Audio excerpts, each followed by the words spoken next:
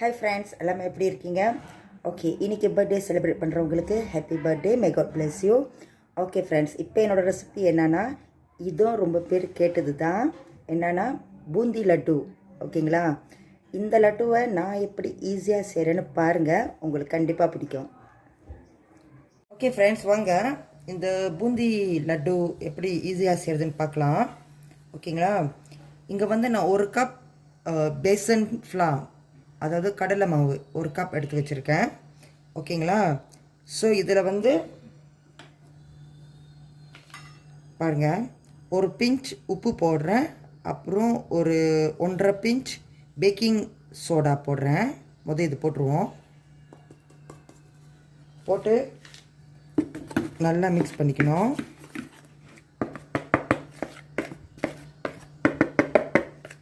ஓகேங்களா? இப்போ நம்ம என்ன பண்ணுறோம், கொஞ்சம் கொஞ்சமாக தண்ணி ஊற்றி கரெக்டாக அதை வந்து அதோட பக்குவத்துக்கு எடுத்துகிட்டு வரணும். பூந்தி செய்கிறதுக்கு நான் காமிக்கிறேன்.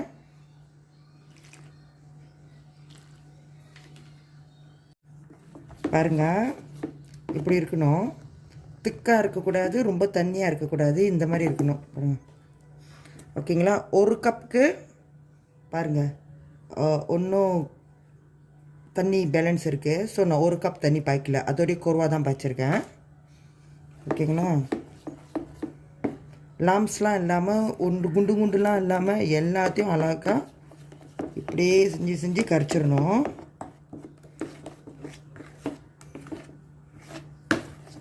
ஓகேங்களா?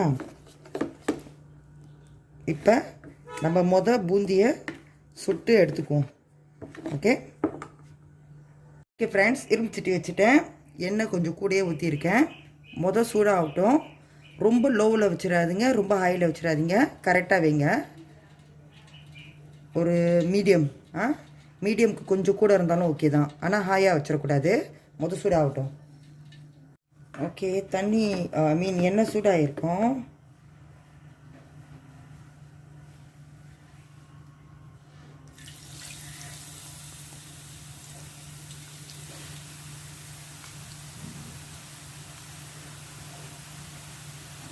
ஓகேங்களா?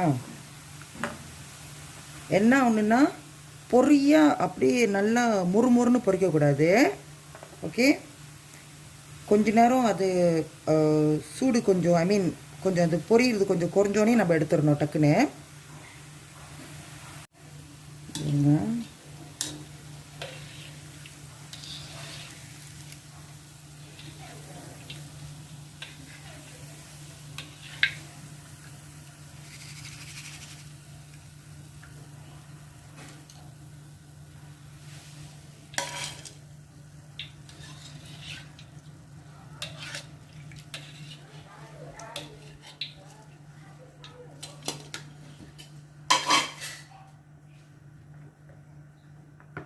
எப்போதுமே கரண்டியை 2வது வாட்டி செய்யும்போது கழுவிக்கணும். ஓகே, செய்வோம்.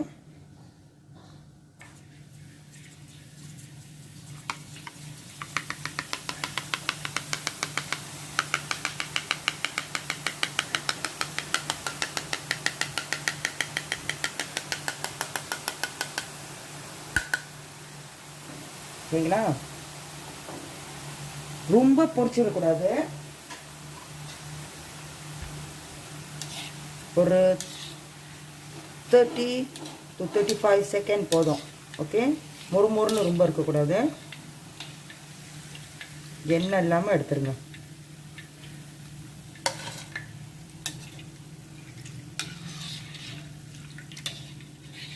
அந்த கரெக்டான பதம் மாவு வர்றதுக்கு நான் அப்புறமா உங்கள்கிட்ட சொல்லுவேன். ஓகே, எப்படி செஞ்சால் கரெக்டாக வரும்னு.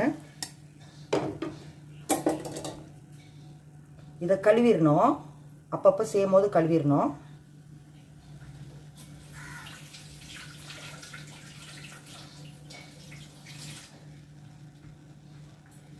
கழுவிட்டு தொடச்சிக்கிங்க, இல்லைன்னா கீழே உள்ள தண்ணியை திருப்பியும் போய் சொட்டு சொட்டுன்னு சுட்டிகிட்டு இருக்கும்.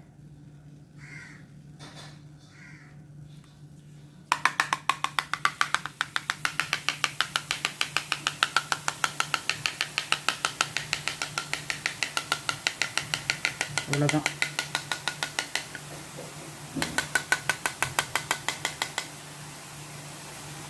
ஓகே, இது மாதிரி தான் செய்யணும். ஒன்று ஒன்று கொஞ்சம் இப்படி ஒடிஞ்சுன்னா பிரச்சனை இல்லை. ஓகே, ஸோ நான் எல்லாத்தையும் பொரிச்சிட்டு உங்கள்கிட்ட காமிக்கிறேன். ஓகே ஃப்ரெண்ட்ஸ், பாருங்கள், பொரிச்சிட்டேன். இப்படி நல்லா ஓதறிட்டு விற்கணும், எண்ணெய் இல்லாமல். இங்கே பாருங்கள், சோப்பும் பச்சையும் கூட கொஞ்சம் பொரிச்சிருக்கிறேன். ஓகே, ஸோ இது தனியாக இருக்கட்டும். இப்போ என்ன செய்யணும்னு சொல்கிறேன்.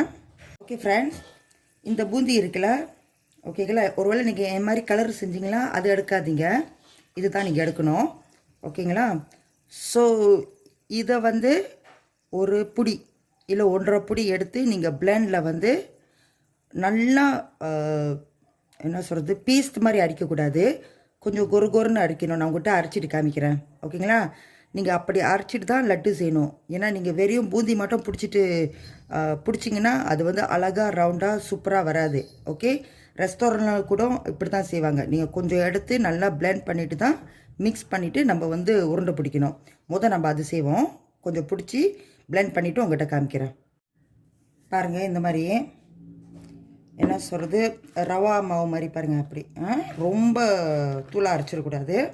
ஸோ இதை அரைச்சிட்டு வச்சுட்டு இது எல்லாமே அதில் போட்டுடலாம். ஒரே போலில் போட்டுடலாம். இந்த கலர் கூட இதே போட்டுடலாம். ஓகே, போட்டுட்டு ஒரு சைடில் வச்சுருங்க.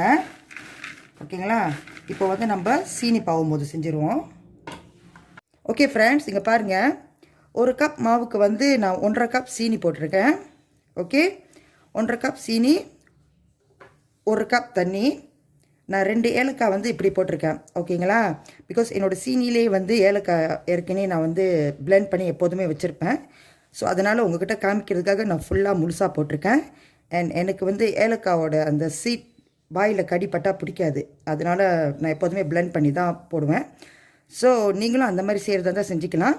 இல்லைன்னா ஏலக்காய் நல்லா இடிச்சிட்டு இதில் போட்டுக்கிங்க. ஓகேங்களா, 1 கப் மாவுக்கு 1.5 கப் சீனி, 1 கப் தண்ணி. ஓகே, ஒரு என்ன சொல்கிறது, கம்பி பாதம் வர வரைக்கும் நம்ம இதை பாயில் பண்ணணும். இப்படி கொதிக்கும் ஃப்ரெண்ட்ஸ், நம்ம பார்ப்போம் அந்த கம்பி பாதம் வந்துருச்சான்னு. எட்லீஸ்ட் லைட்டாக வந்துருச்சு. இன்னும் கொஞ்ச நேரம் வெயிட் பண்ணுவோம். இப்போ பார்ப்போம். பார்த்தீங்களா, அது கொஞ்சம் உடையாமல் நல்லா வரணும். ஓகே, இப்போ நம்ம கேஸை ஆஃப் பண்ணிவிட்டு இந்த பாவை நம்ம வச்சுருக்கோம்ல பூந்தி, அதுக்குள்ளுக்கு ஊற்றிக்கலாம். ஊற்றிட்டு காமிக்கிறேன். பாருங்கள், அந்த பாவு தண்ணி இதில் ஊற்றிட்டேன். அப்புறம் ஒரு டேபிள் ஸ்பூன் நெய்யில் கேஜு நட் வறுத்துட்டு இதையும் இது உள்ளுக்கு போட்டுட்டேன். ஓகேங்களா, இது நல்லா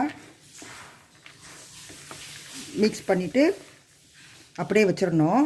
ஏன்னா அப்போ தான் அந்த சீனி பாவு இது உள்ளுக்கு பூரும். ஓகே,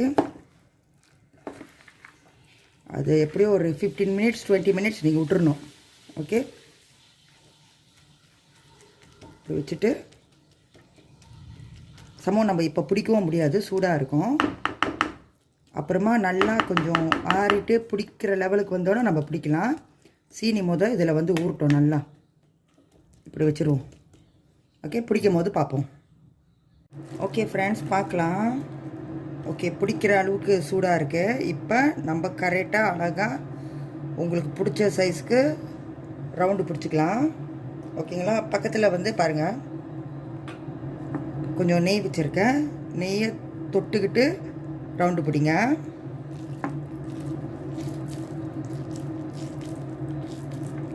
சுடுது, ஆனால் நல்லா அமுக்கி பிடிச்சிக்கிங்க.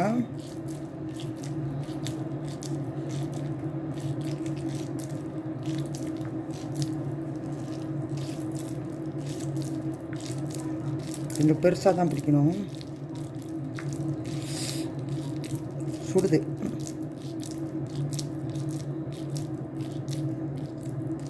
நல்லா கெட்டியாக பிடிச்சிக்கிங்க.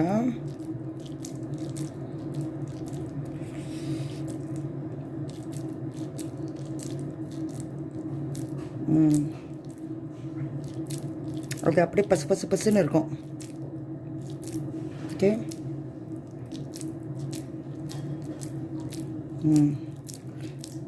இப்படி தான். ஓகே ஆச்சு. சூடு கொஞ்சம் குறைஞ்சிருச்சு. சூடாக இருந்தால் பிடிக்க முடியாது. பட் நீங்கள் கொஞ்சம் சூடாக இருக்கும்போது பிடிச்சா தான் கரெக்டாக வரும். இந்த பாருங்க, பார்த்தீங்களா? பிடிச்சி இப்படி வச்சுருங்க. எல்லாத்தையும் பிடிச்சிட்டு காமிக்கிறேன். சுடுது. ஓகே ஃப்ரெண்ட்ஸ், பாருங்கள், பிடிச்சிட்டேன். பாருங்கள் எவ்வளோ அழகாக இருக்குன்னு. ஓகே, இப்படி தான் நான் செய்வேன். ஓகேங்களா?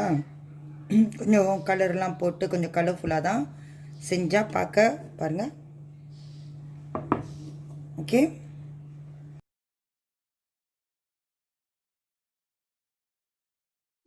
ஹாய் ஃப்ரெண்ட்ஸ், பாருங்கள் செஞ்சிட்டேன். ஸோ ஒரு கப்புக்கு வந்து எனக்கு வந்து 11 பூந்தி லட்டு கிடச்சிச்சு இந்த சைஸ்.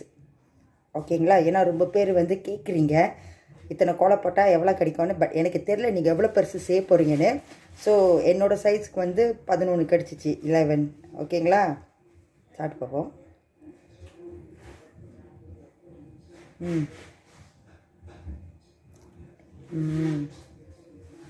கடையில் சாப்பிட்ற மாதிரியே இருக்கும். கடையில் நீங்கள் வாங்குகிற மாதிரியே இருக்கும். அவ்வளோ சூப்பராக இருக்கும். பாருங்கள், கலர்ஃபுல்லாக செஞ்சுருக்கேன். பாருங்கள் பாருங்கள், உங்களுக்கு தெரியுதுங்களா? ஸோ இந்த லட்டு வந்து நார்மலி நீங்கள் செஞ்சோன்னே பார்த்தீங்கன்னா அது அப்படி தான் கொஞ்சம் ஆயிலியாக இருக்கிற மாதிரி உங்களுக்கு இருக்கும்.